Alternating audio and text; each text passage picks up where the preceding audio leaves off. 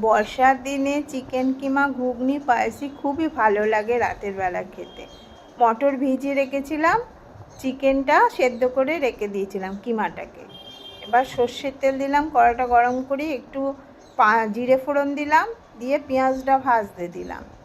এবার আদা রসুনের পেস্টটা দিয়ে দিলাম।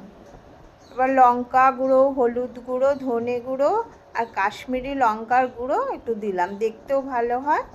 দিয়ে চিকেন কিমাগুলো দিয়ে নাড়াচাড়া করে মটরটা দিয়ে দিলাম, দিয়ে কষে নেব।